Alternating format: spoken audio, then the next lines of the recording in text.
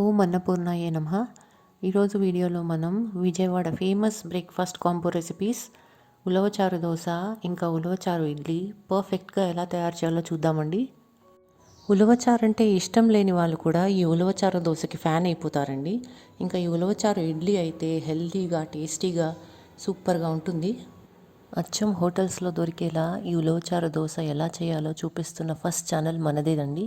ముందుగా ఒక గిన్నె తీసుకుని 1 కప్పు మినప్పప్పు, 3 కప్పుల బియ్యం యాడ్ చేయండి.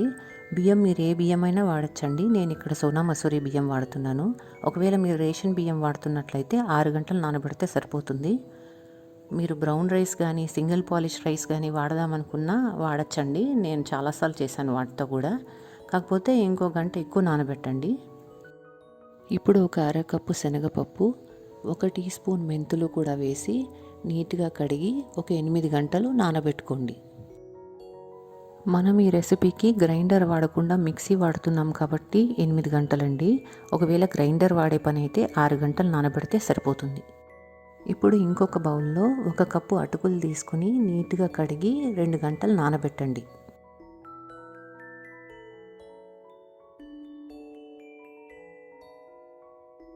ఎనిమిది గంటల తర్వాత చూస్తే పప్పు బియ్యం బాగా నానాయండి. ఇప్పుడు మనం వీటిని మిక్సీ చేసుకుందాం. ఒక మిక్సీ జార్ తీసుకుని దాంట్లో మనం నానబెట్టుకున్న మినప్పప్పు, బియ్యం, అటుకులు, సరిపడేంత ఉప్పు కూడా యాడ్ చేసుకుని మన మినప్పప్పు బియ్యం నానబెట్టిన నీటిని కొంచెం కొంచెం వాడుకుంటూ పిండిని స్మూత్గా కొంచెం థిక్గా గ్రైండ్ చేసుకోండి. పిండి దూదిలా మెత్తగా గ్రైండ్ చేసుకోవాలండి. మనం ఇంట్లో చేసుకునే దోసపిండి కంటే కొంచెం గట్టిగా గ్రైండ్ చేసుకోండి. ఇప్పుడు మూత పెట్టేసి ఈ పిండిని ఒక 8 గంటలు పులియబెట్టండి. పీక్ సమ్మర్లో అయితే ఒక 6 hours ఫర్మెంటేషన్ సరిపోతుంది. ఇప్పుడు 8 గంటల తర్వాత పిండి బాగా పులిసింది చూడండి. పిండి చక్కగా పొంగింది కూడా. ఇప్పుడు పర్ఫెక్ట్ హోటల్ స్టైల్ దోశ కోసం మన కిచెన్లోనే ఈజీగా దొరికే కొన్ని సీక్రెట్ ఇంగ్రీడియంట్స్ ఇందులో యాడ్ చేద్దామండి. మనం ముందుగా 1 స్పూన్ పంచదార వేసుకోండి. నేను ఇక్కడ షుగర్ మొలాసెస్ వాడుతున్నాను. హోటల్స్లో మాత్రం మామూలు పంచదారే వాడతారు ఈ ప్లేస్లో. ఇప్పుడు చిరోటి సూజీ అండి, బాగా ఫైన్గా ఉండే ఉప్మా రవ్వ ఇది ఒక 2 టీ స్పూన్లు యాడ్ చేసుకోండి. ఇది మీ దగ్గర లేకపోతే కనుక మామూలు ఉప్మా రవ్వనే ఒకసారి మిక్సీలో గ్రైండ్ చేసి యాడ్ చేసుకోండి. ఉప్మా రవ్వ యాడ్ చేయడం వల్ల దోశకి మంచి టెక్స్చర్, కలర్ వస్తాయి. ఇప్పుడు ఒకసారి నిదానంగా వీటిని బాగా మిక్స్ చేసుకోండి. ఇలా బాగా కలుపుకున్న తర్వాత ఒక 5 నిమిషాలు ఆగి అప్పుడు దోశలు వేసుకోవడం స్టార్ట్ చేయండి.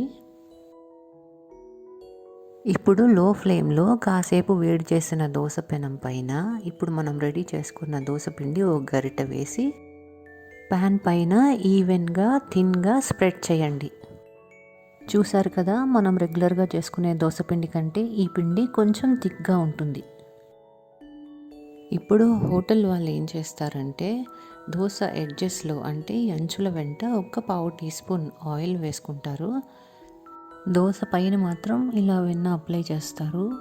ఈ ప్లేస్లో మీకు కావాలంటే బటర్కి బదులు నెయ్యి కూడా యూస్ చేసుకోవచ్చు. నేను ఇంట్లో తయారు చేసిన బటర్ ఉంది, యూస్ చేస్తున్నాను.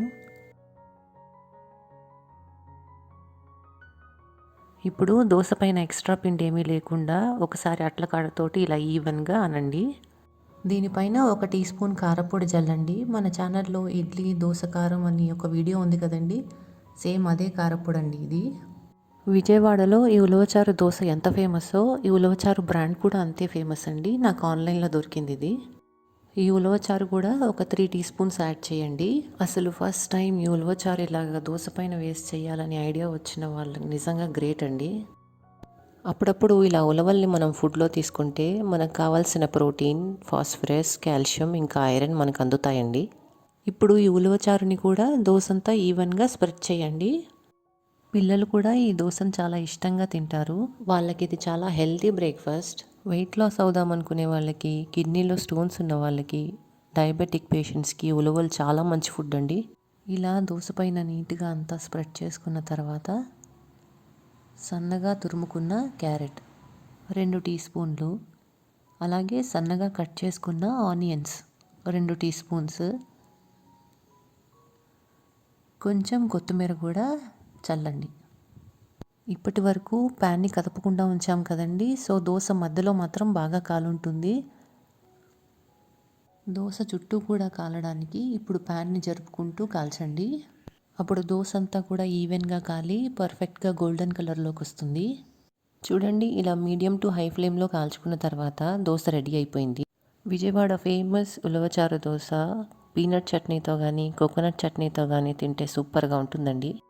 ఇందాక కొత్తిమీర చల్లిన తర్వాత మసాలా దోశలో యూస్ చేసే ఆలూ మసాలా ఉంటుంది కదండి, అది కొంచెం పెట్టామంటే మసాలా ఉలవచారు దోశ కూడా రెడీ అయిపోతుంది. మీకు కావాలంటే అలా కూడా ట్రై చేయొచ్చు. ఈ దోశకి ఎంతోమంది ఫ్యాన్స్ ఉన్నారండి. One of my favourite dosa కూడా ఇది. దోశ చూసాం కదండి, ఇప్పుడు మనం విజయవాడ అథెంటిక్ ఉలవచారు ఇడ్లీ రెసిపీ పర్ఫెక్ట్గా ఎలా చేయాలో చూద్దామండి. ముందుగా ప్యాన్లో 1 టేబుల్ స్పూన్ బటర్ యాడ్ చేసుకోండి.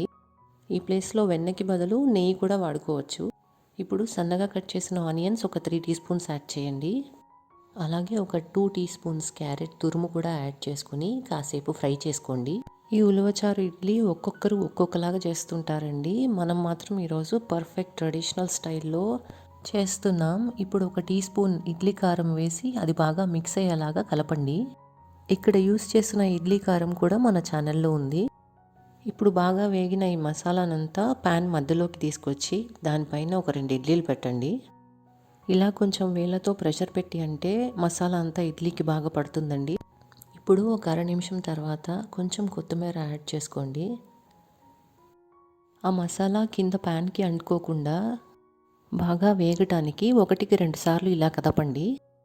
ఆనియన్స్ కరెక్ట్గా వేగాయండి. ఇప్పుడు మనం ఈ ఇడ్లీల పైన ఉలవచారు యాడ్ చేసుకుందాం. ఉలవచారు 3 టేబుల్ స్పూన్స్ యాడ్ చేద్దామండి. మీకు టీ స్పూన్కి టేబుల్ స్పూన్కి డిఫరెన్స్ తెలుసు కదండి. టీ స్పూన్ అయితే 5 ml అండి, అదే టేబుల్ స్పూన్ అయితే 15 ml దాకా పడుతుంది. ఇప్పుడు వేసిన ఈ ఉలవచారు కూడా కొంచెం వేడవ్వడానికి మూత పెట్టి 1 నిమిషం పాటు కుక్ చేసుకోండి. చూసారు కదండి ఎంత ఈజీగా రెడీ అయిపోయిందో స్పైసీ అండ్ టేస్టీ ఉలవచారు ఇడ్లీ. ఈ ఉలవచారు ఇడ్లీ పీనట్ చట్నీతో టేస్ట్ చేస్తే చాలా అంటే చాలా బాగుంటుందండి. చూసారు కదండి ఈ 2 సూపర్ బ్రేక్ఫాస్ట్ కాంబో రెసిపీస్. మీరు కూడా ఈ రెసిపీస్ మీ ఇంట్లో ట్రై చేయండి. ఈసారి మీరు విజయవాడ వెళ్ళినప్పుడు అక్కడ టేస్ట్ చేయండి. 2 రెసిపీస్ కూడా ఎగ్జాక్ట్ సేమ్ ఉంటాయండి. మరి ఈ వీడియో మీకు నచ్చితే ఇలాంటి మరిన్ని వీడియోస్ కోసం ఛానల్ సబ్స్క్రైబ్ చేసుకోండి.